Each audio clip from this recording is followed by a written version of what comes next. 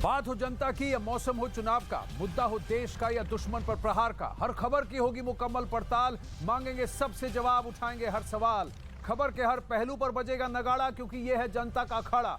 नमस्कार, मैं हूं आनंद नरसिम्हन।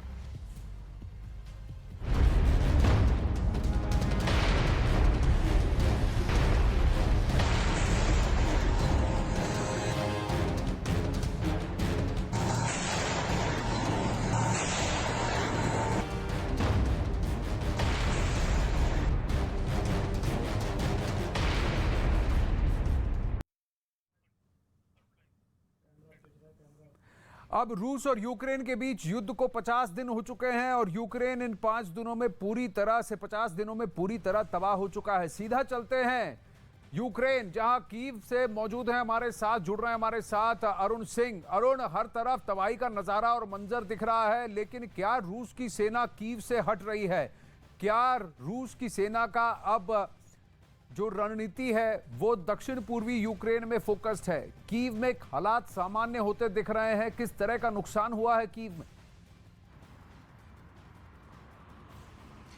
देखिए आनंद, एकदम आपने सही कहा। कीव का घेरा डाला था और कई हफ्तों तक रूस की सेना ने डाला था। उसके पीछे उसकी रणनीति यह थी कि जेलेंस्की को मजबूर कर दिया जाए ताकि वो हार मान लें और ये युद्ध जल्दी से खत्म हो जाए। उसके बाद समझौते में रूस जो चाहे वो मांगे वो मान लें। लेकिन हुआ इसका उल्टा।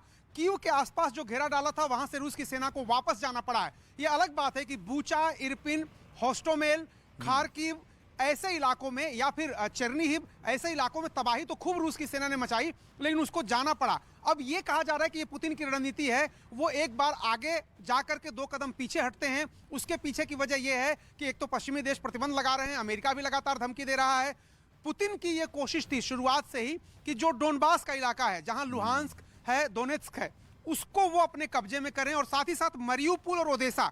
मरियुपोल इसलिए जरूरी है क्योंकि गर्म पानी का बंदरगाह रूस के पास है नहीं, तो मरियुपोल और ओदेसा पर अगर वो कब्जा कर लेते हैं तो उनके स्ट्रेटेजिक हिट जो है वो सकते हैं। वहां से वो यूक्रेन को हमेशा अपने कब्जे में लेने की कोशिश कर सकते हैं या उसको अपनी हद में रहने के लिए मजबूर कर सकते हैं। और साथ ही साथ जो पश्चिमी देश यानी नेटो के जो बेस हैं, जहां उनकी सेनाएं हैं, वो उनकी पकड़ में, उनकी पहुंच में आ जाएं इन 2 जगहों से। तो जो रूस से सटे हुए इलाके हैं, आप खार्किव में जो बमबाजी देख रहे हैं, आप खेरासन में जो बमबाजी देख रहे हैं, मरियुपोल में देख रहे हैं, उसका हिस्सा, उसका नतीजा यह है कि रूस से सटा हुआ जो इलाका है उसमें 15-20 किलोमीटर तक कब्जा करना है रूस को।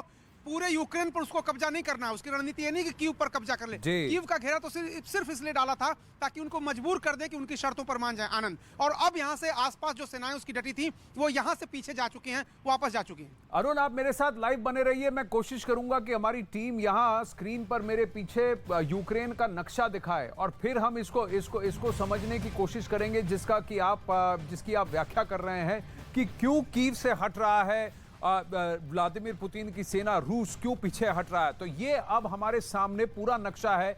अरुण, आपको बता रहे थे खार्किव, लुहांस्क, डोनेत्स्क, ये डोनबास, मारियुपोल, खेरसान और निकोलाइव, इस क्षेत्र में यहां पर अगर आप देखें तो रूस की हरकत अभी भी है, बमबारी अभी भी है, गोलीबारी अभी भी है।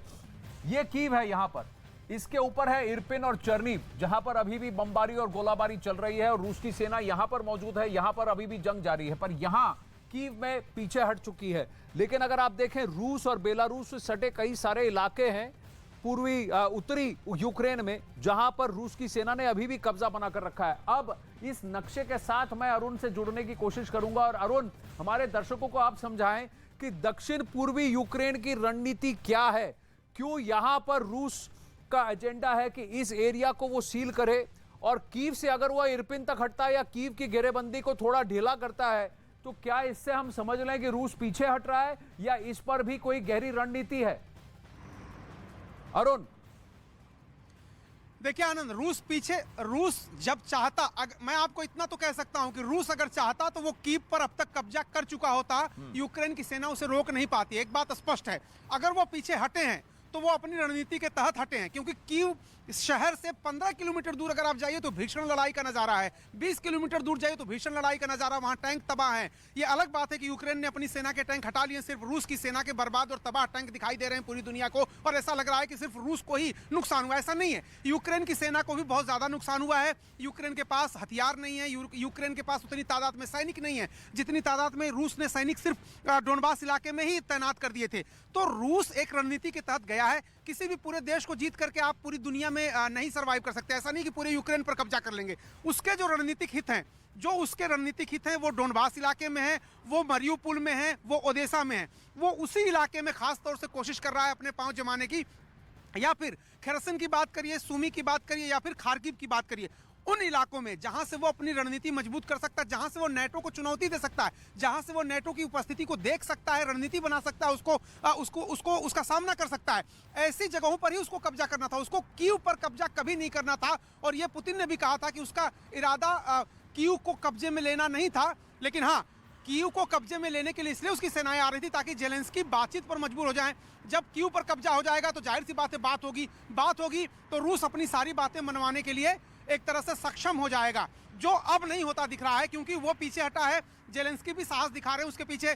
देखिए किस तरह से बोरिस जॉनसन यहाँ पर आ गए, किस तरह से जो बाइडेन पोलैंड आए थे उनको समर्थन देने के लिए। तो पश्चिमी देशों का, नेटो देशों का एक तरह से समर्थन उनको मिल रहा है, टैंक मिल रहे हैं, फाइटर जेट्स मिल रहे हैं। तो जेलेंस्की कोशिश ये कर रहे हैं, कोई भी संप्रभु राष्ट्र इतनी आसानी से हथियार नहीं डालता है, और जेलेंस्की भी वही काम कर रहे हैं। आपके पीछे क्या तबाही दिख रही है कि ये कीव शहर के, आप कीव शहर में कहां पर हैं इस वक्त अरुण? कीव शहर में आप इस वक्त कहां पर हैं? क्योंकि आपके पीछे कई सारे लोहे के बार्स और सलिए दिख रहे हैं, लेकिन क्या आसपास कुछ तबाही है बिल्डिंग्स में, कि या ये वो इलाका है जहां पर रूस की सेना ने हमला नहीं किया?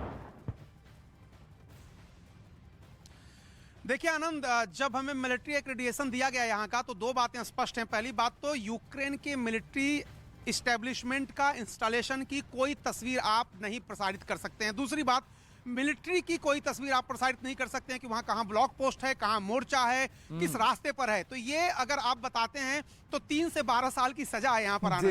इसलिए बहुत ही सीमित तरीके से हम आपको बातें बता सकते हैं। वो स्पष्ट जो हमें पास मुहैया कराया यहाँ की सेना ने, उसमें स्पष्ट लिखा है।